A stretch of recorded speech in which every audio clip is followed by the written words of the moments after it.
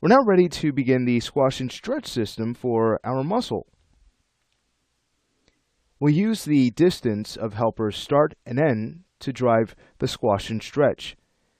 So as that distance starts to decrease, we'll get compression or squash, and as it starts to increase, we'll get a tapering effect right here in the center, or what is also known as a stretch. Alright, so let's say we go ahead and get to it. The first thing we need is an expose TM node, so we can go ahead and figure out that distance. Let's head over to Create, Helpers, and we'll now go ahead and create our expose node. I'll just go ahead and add it to the scene. From there, we can go ahead and jump to our Modify panel. Let's change the display here. I might go ahead and switch this to, let's say, Center Marker. And with it still selected, we'll go ahead and use Quick Align with Shift-A to align this object to muscle B. Alright, cool. So once we've done that, we'll then want to link this to our global node. Let's go ahead and grab our linking tool, and we'll take care of that. Nice. To be on the safe side, you can press Page Up to move up in that object's hierarchy, just to make sure that you have linked to the correct object. Fantastic. Another thing we can do is go ahead and now freeze its transforms, just to make sure it will always remain in that spot. So just in case you decide to kind of move it and you want to bring it back, you can then use transform to 0.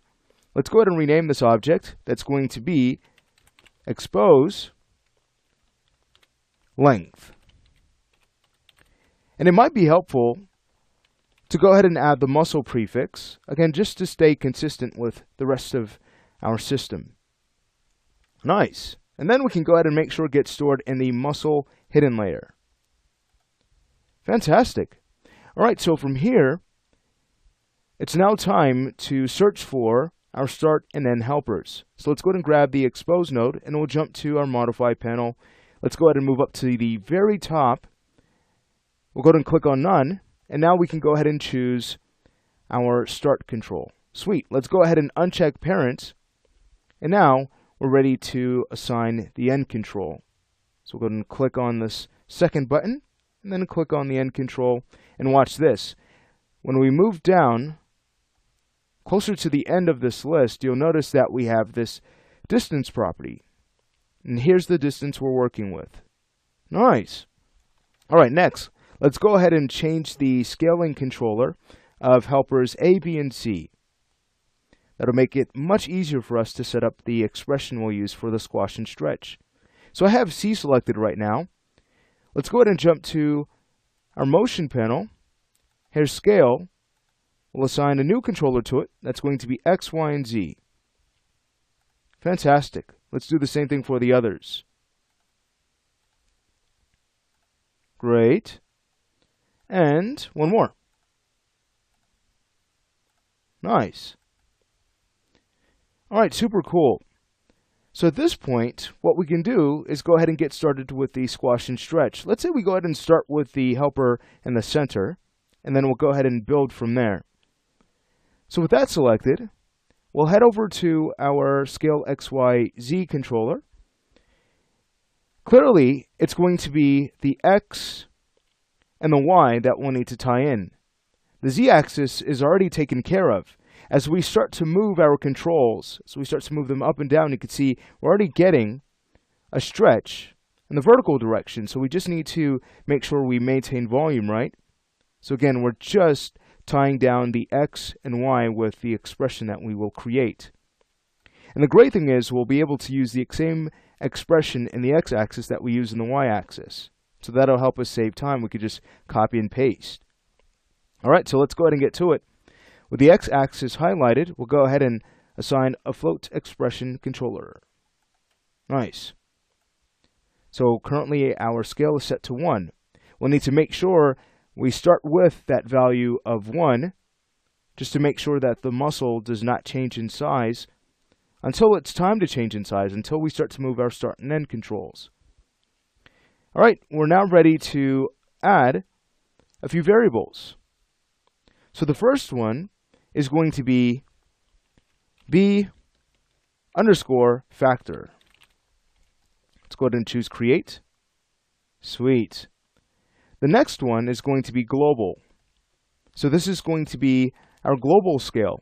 we need to factor in the scale of our global node, because as we start to resize this, if we do not, you'll notice that the squash and stretch will not work properly. So let's go ahead and choose Create. All right, fantastic. And at this point, we can go ahead and add just one more variable, and that's going to be len for length or distance, the distance between start and end. We have this one selected. Let's go ahead and assign the controller to it. So underneath our global node, we'll expand the outside, and we'll search for our exposed node. Here it is. Let's go ahead and expand that. Underneath object, we'll go ahead and search for distance. I might increase the window just a little bit more. I think we're close, almost there. I can sense it. There it is. All right, sweet. So with distance highlighted, we'll choose OK. Nice. Now we can go to global. We'll choose assign to controller.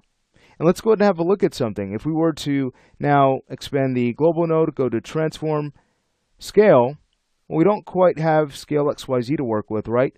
Just to make it a little bit easier on us, we can also add a scale XYZ controller to this. Otherwise, we will not be able to plug into the scale since it deals with 3 properties, X, Y, and Z, all built into this controller. So we'll go ahead and separate that out. Let's do this. I'll go ahead and cancel this. We'll then go ahead and grab our global node.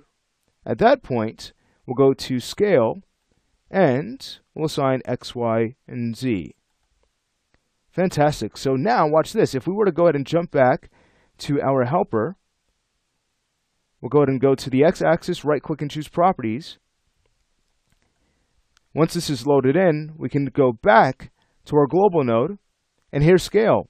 Now we can go ahead and tie in any one of these axes. Let's go ahead and work with the Z-axis. That's fine. We'll choose OK. Fantastic. So now just one more to factor in, and that's going to be factor B. Let's go ahead and choose Assign to Controller. And remember, that's under the global node, right? So we just need to go ahead and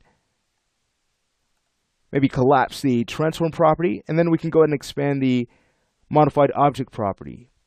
That way we can get to that custom property a little bit faster. And here it is, B factor. Let's go ahead and choose OK. Nice. I'm going to go ahead and stop the lesson here.